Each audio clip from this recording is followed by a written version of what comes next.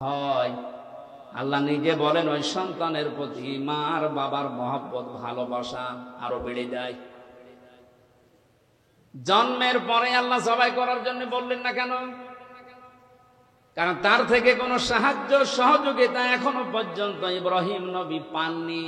11, 12 বছর 13 বছর বয়সে সন্তান যখন হাতে লাগার মতো হুকুম করলে শোনে, এ কাজ করো, এটা নিয়ে আসো, যখন এই সোনার মতো বয়সে পরিণত হয়েছে, আল্লাহ রাব্বুল আলামিন তখন এই পরীক্ষাটা তার উপরে চাপিয়েছেন।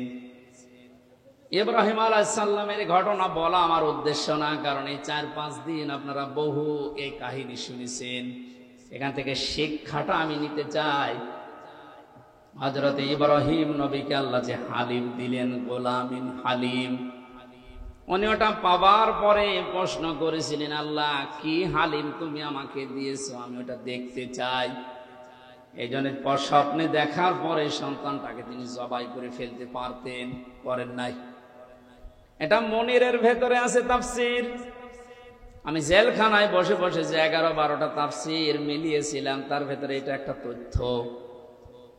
উনি সন্তানটাকে ডাক দিয়ে বললেন, ক্বালা ইয়া আবাতি ফাআল মা তুমার, হে আমার কলিজার টুকরা সন্তান, আমি স্বপ্নে দেখলাম তোমাকে আমি জবাই করছি, এখন বলো তো তোমার রায় কি?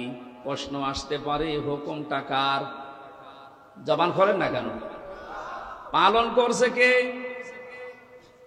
সাধারণ মানুষ না, আল্লাহর খলিল, যিনি প্রতিটা পরীক্ষায় পাশ করার পরে উপাধি পেয়েছেন। বাংলাদেশের বিভিন্ন প্রান্তে যাবার পরে দেখি কারণ নামের আগে পরে লেখা দীনবন্ধু, দীপবন্ধু, বাকিটা নাই নাই বললাম। কত রকমের বন্ধু আমরা দেখতে পাই, অথচ ইব্রাহিম আলাইহিস সালাম বন্ধু ছিলেন। এটা এমনি এমনি তিনি পাননি। দিনাজপুরেও একজন আছে, আমি নাম নিলাম না, মানবতার বন্ধু। ইব্রাহিম নবীকে আল্লাহ, আমি পুরা কোরআন পড়ে পেয়েছি, 50টা পরীক্ষা করেছিলেন। তার ঈমান সম্পর্কে 10টা, আমল সম্পর্কে 30টা, আর পুরা শরীরের ভেতরে 10টা। এই 50টা পরীক্ষা করার সর্বশেষ পরীক্ষায় তাকে বলেছিলেন খলিল। খলিল বলা হয় ওই বন্ধুকে যিনি আল্লাহর সন্তুষ্টির জন্য সব করতে পারেন। জোরে বলেন সুবহানাল্লাহ। হযরত ইব্রাহিম পরীক্ষা দিয়ে পাশ করে খলিল পেলেন। ডাক দিয়ে বলে, রব্বুল আলামিন, তুমি আমাকে গোলামিন হালিম দিয়েছো, তোমার নামটা আমার সন্তানের নামের সাথে লাগিয়েছো, দেখি কেমন হালিম দিলে। এই যে পরীক্ষা, এই কারণেই তিনি সন্তানকে জিজ্ঞাসা করেছিলেন।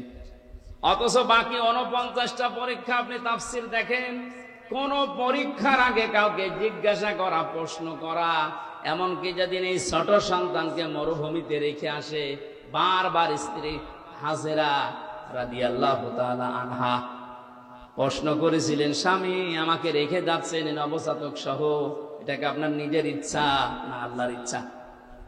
ওই সময় কিন্তু বলেননি তিনি যে আল্লাহর ইচ্ছা বা আমার ইচ্ছা, শুধু আকাশের দিকে আঙ্গুল তুলেছিলেন। এর আগে যত 49টা পরীক্ষায় কোনো দিন তিনি আল্লাহর কাছে, কোনো মানুষের কাছে পারমিশন নেওয়া দূরের কথা, জিজ্ঞাসা করেননি। আল্লাহ বলেছেন আসলিম, তিনি বলেছেন আসলামতু লিরাব্বিল আলামিন। এই পরীক্ষাটা এসে তিনি জিজ্ঞাসা করলেন কেন? মুফাসসির বলেন, হযরতে ইব্রাহিম মনে মনে ভাবছিলেন, আমি যে সন্তান চেয়েছি 1 বছর 2 বছর না, 99 বছর। নবীদের কাছ থেকে উম্মতের শিক্ষা নেওয়া দরকার। তিনি যেহেতু আমাদের জাতির পিতা, আমরা যারা তার সন্তান হিসাবে নিজেকে দাবি করি, অবশ্যই আমাদেরও উচিত সন্তান হলে কোনো পীর সাহেবের কাছে, মরা পীর, জিন্দা পীর, কবরের কাছে না যাওয়া। তিনি যেতে 99 বছর পর্যন্ত দোয়া করেছিলেন, আর আমাদের 2-4 বছরেই মন ভেঙে যায়। সন্তানটা পাওয়ার পরে চিন্তা করছিলেন, আল্লাহ আমাকে হালিম দিয়েছে, আমি আসলে পরীক্ষা করে দেখি কেমন গোলামিন হালিম। বললেন, বাবা আমি স্বপ্নে দেখেছি তোমাকে জবাই করছি, এখন তোমার রায় বলো। ছোট মানুষ তো রায় একবারেই বলতে পারতেন, আপনি কি বাবা না কসাই? ছোটবেলায় রেগে এসেছিলেন, কোনোদিন খোঁজ খবর নিলেন না। 11 বছর বয়সে এখন এসে বলছেন যে তোমাকে জবাই করতে চাই। একটা কথা হলো। এমনকি অহংকার চলে আসবে নিজের ভেতরে, এমন কোন কথা মুখ দিয়ে বের করেননি। মাত্র 11 বছর বয়সে হযরত ইসমাইল নবী আলাইহিস সালাম যে কথা তিনি জবাব দিয়েছিলেন বাবাকে, কিয়ামত পর্যন্ত উম্মতি মুহাম্মদের জন্য আল্লাহ অনুকরণীয় করে রেখে দিয়েছেন।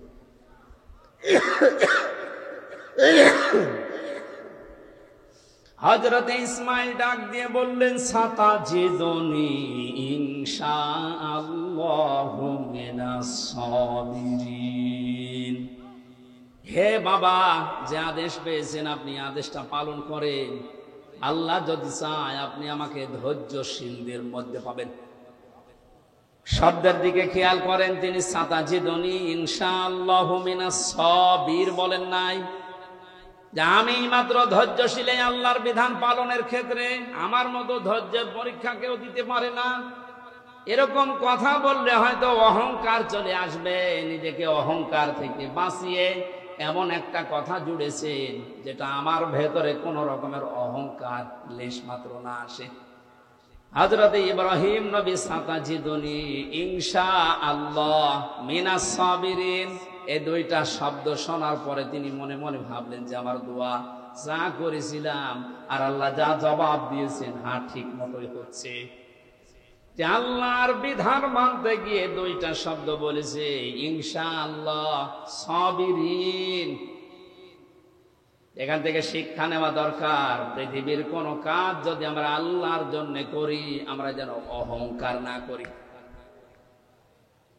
হযরত ইসমাইল নবী আলাইহিস সালাম বাবাকে বললেন, আপনি শুরু করেন যা স্বপ্নে দেখেছিলেন। তাফসিরে হাদিসে যে বিশাল কাহিনী আপনারা শোনেন জন্মের পর থেকে, হযরত ইসমাইল নবীকে নিয়ে তার বাবা যখন জবাই দিচ্ছিলেন, ওই সময় আল্লাহ পাক তাকে ডাক দিয়েছিলেন, ফালাম্মা আসলামা ওয়া তাল্লাহু লিল জাবিন। আমি আলেমদেরকে বলছি, আল্লাহ পাক আসলিম না দিয়ে আসলামা দিলেন কেন? আসলামা না দিয়ে আসলামা দিয়ে বচন দিয়েছেন এই কারণে,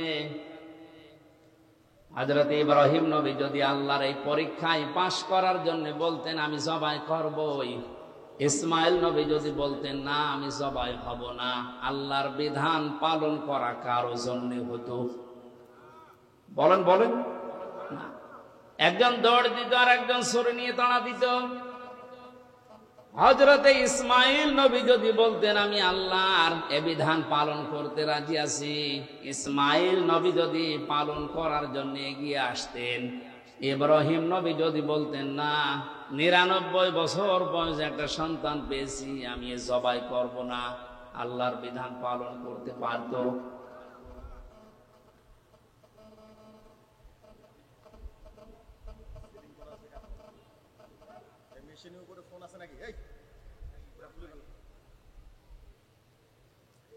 আপনারা শুনতেছেন? আমি এরপর 1 মিনিট পরে একটা প্রশ্ন করব, যদি বলতে না পারেন এখানে বসে থাকাবো। ফালাম্মা আসলামা দিয়ে বচন দিয়েছেন কেন? না ডিস্টার্ব হলে তো আমি বোঝাতে পারবো না। এই ছেলে মোবাইলে ই করতে পারবে, লক করে রাখতে পারো না?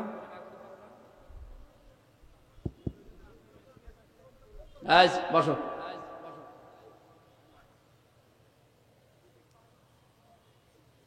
আমার ভাইরা, ফালাম্মা আসলামা দেওয়ার কারণ এইটাই, একটু খেয়াল করেন। এখানে এইটা বলার জন্য আমি এই 10-15 মিনিট ব্যয় করছি, এমনিতে না।